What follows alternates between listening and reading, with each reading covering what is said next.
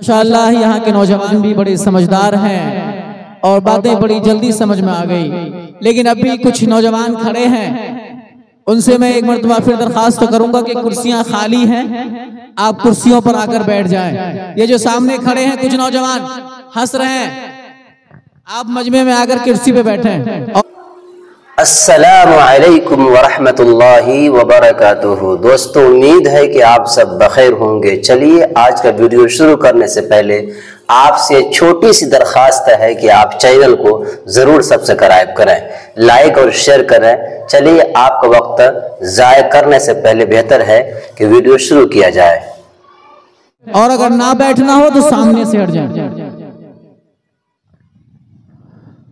तो आप तमाम हजरात जो बड़े ही मतानत, संजीदगी के साथ, वक़ार के साथ शुरू से प्रोग्राम को समाअत कर रहे हैं और सुन रहे हैं, तो मैं एक बात और ये बता दूं कि ईशा की नमाज इख्तितामे प्रोग्राम पर बाजमात इसी पिंडाल में अदा की जाएगी, इसलिए आप नमाज के सिलसिले में परेशान ना हो।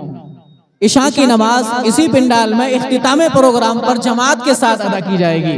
और आज का ये जो प्रोग्राम है ज्यादा लंबा या पूरी रात का नहीं है, बहुत मुख्तसर है और चीदा व चुनिंदा उलमाए किराम मदलू हैं। आपके सामने बहुत ही उसूली अंदाज में खूबसूरत लबो लहजे में अपनी बात और कीमती नसीहतें रखेंगे। इंशाअल्लाह हम सब दिलो दिमाग के साथ सुनने की कोशिश करेंगे और उस पर अमल पैरा भी होंगे। अब मैं इसके बाद अगले मुकर्रिर को दावत देने लगा हूं कि जो इस इलाके की इस इलाके में जो हालतें हैं और यहाँ के लोगों से अच्छी तरह वाकफियत भी रखते हैं, और अगर मैं ये कहूँ कि ये बड़े नब्बाज भी हैं, लोगों को किस वक्त किस चीज की जरूरत है, माहौल को, मजमे को देखकर उस तरह की बातें करते हैं और उसी के मुआफिक उनकी रहनुमाई भी करते हैं। इससे मेरी मुराद है हजरत मौलाना मुफ्ती हुसैन अहमद हमदम साहब कि मैं हजरत वाला को आवाज दूं, हजरत वाला तशरीफ लाए और अपने कीमती बयान से हम सभी सामईन को मुस्तफीज फरमाएं। बिस्मिल्लाह वल्हम्दुलिल्लाह वस्सलातु वस्सलामु अला रसूलिल्लाह। अऊज़ु बिल्लाहि मिनश शैतानिर रजीम। बिस्मिल्लाहिर रहमानिर रहीम। इन्ना अअतैनाकल कौसर फसल्लि लिरब्बिका वन्हर इन्न शानिअका हुवल अबतर। अल्लाहु अकबर ला इलाहा इल्लल्लाह अल्लाहु अकबर वलिल्लाहिल हम्द। मोहतरम हजरात, अभी जिलहिज्जा का महीना चल रहा है। आज 5 तारीख है जिलहिज्जा के महीने की, और ख़ास तौर पर उसके इब्तदाई 10 दिनों की अल्लाह ताला ने कसम खाई है, वल फज्र व लयालिन अश्र कह करके। इन 10 दिनों के अंदर जो इबादत की जाती है, आम दिनों की इबादत से ज़्यादा सवाब मिलता है।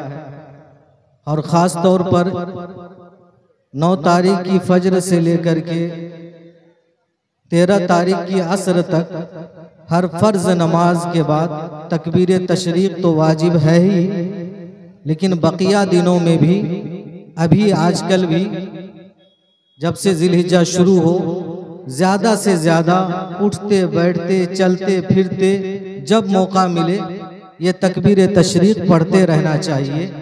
अगर अब तक शुरू नहीं किया है तो अब शुरू कर लें।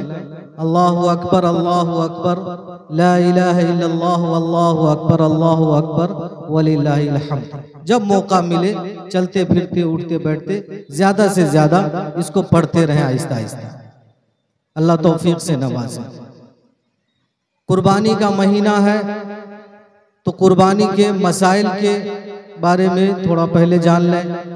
कुर्बानी के मुताल्लिक आज ही मुझे मालूम हुआ कि हमारे इलाके में बहुत सारे पुराने लोगों के जहन में यह ख्याल रहता है कि एक आदमी की तरफ से 7 साल तक लगातार कुर्बानी दे दो, उसके बाद घर के दूसरे आदमी के नाम से देना। मतलब इससे कोई मतलब नहीं है, हमको कोई गरज नहीं है कि कुर्बानी वाजिब किस पर होती है और कब वाजिब रहती है, कब नहीं रहती है। कुर्बानी हर उस मुसलमान पर वाजिब है जो कि 52.5 तोला चांदी की मालियत का मालिक हो, जायदाद से हो, तिजारत के सामान से हो, या घर के ज़रूरी सामान के अलावा सामानों के ज़रिए से।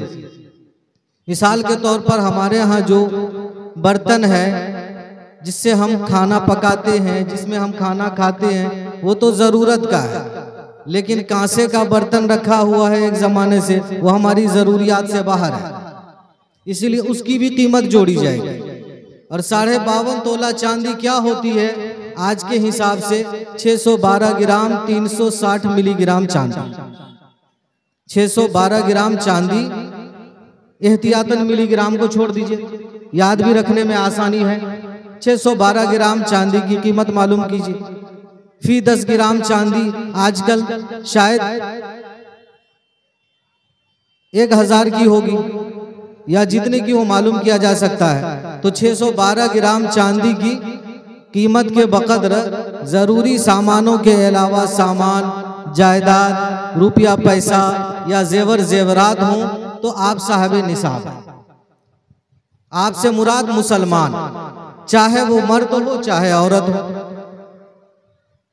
अगर औरत के पास बाप की तरफ से जमीन मिली है, या शौहर ने जमीन करके दे दिया है, या उसके पास इतनी जेवरात हैं कि जिसके जरिए से उसकी मालियत पहुंचती है निसाब को, तो औरत के ऊपर खुद कुर्बानी वाजिब होगी। और जब तक वो साहिब निसाब है, कुर्बानी उसके ऊपर वाजिब है। पूरी जिंदगी साहिब निसाब है तो पूरी जिंदगी हर साल कुर्बानी वाजिब है। इसी तरह से घर में 4 बेटे कमाने वाले हैं, चारों आकिल बालिग हैं, अगर सबके पास अपना इतना रुपया है कि जो 612 ग्राम चांदी की मालियत को पहुंचता है, आज के हिसाब से रुपए के अंदाजन हम कह सकते हैं तकरीबन 50-60 हजार। अगर इतनी मालियत है, आमतौर पर लोग 30,000 20,000 रुपए महीने कमा रहे हैं, अगर इतना किसी को है तो उसके ऊपर कुर्बानी वाजिब है। उसके ऊपर साल गुजरना भी जरूरी नहीं है। कुर्बानी के 3 दिनों में से अगर तीसरे दिन भी उस बंदे के पास इतना पैसा आ गया तो उस दिन उसके ऊपर कुर्बानी वाजिब हो जाएगी। ये ज़कात की तरह नहीं है कि साल गुजरना जरूरी होगा। तो ये जो बहुत सारे लोगों के जहन में बैठा है कि घर के सिर्फ गार्जियन के नाम से कुर्बानी देंगे, बाकी लोगों के नाम से कुर्बानी वाजिब नहीं है, एक तो ये गलत है, क्योंकि हर मुसलमान जो साहिब निसाब हो उसके ऊपर कुर्बानी वाजिब है। और ये भी गलत है कि अगर आपने 7 साल या 10 साल कुर्बानी दे दी तो उसके बाद आप दूसरे लोगों के नाम से देंगे, इनके ऊपर जरूरी नहीं रहा, ये भी गलत है। जैसे हमने नमाज में कोताही कर रखी है, जैसे हमने और दीगर इबादतों में कोताही कर रखी है, सुस्ती कर रखी है, साल भर में आने वाला इस कुर्बानी के मामले में भी हमारे यहाँ कोताही आम है कि घर में 4 लड़के हैं, चारों बम्पर कमा रहे हैं, लेकिन कुर्बानी सिर्फ एक के नाम से होगी। क्यों? अरे कितना गोश्त खाएंगे? तो मालूम हुआ कि गोश्त के लिए कुर्बानी हो रही है। तो भाई गोश्त के लिए कुर्बानी नहीं हो रही, कुर्बानी इसलिए हो रही है कि हमारे अंदर कुर्बानी का जज्बा पैदा हो। अल्लाह तबारक व तआला ने अपने तमाम नेक बंदों से कुर्बानी ली है। हजरत अयूब अलैहिस्सलातु वस्सलाम से कुर्बानी ली, उनको सख्त बीमारी हुई और उन्होंने सब्र किया।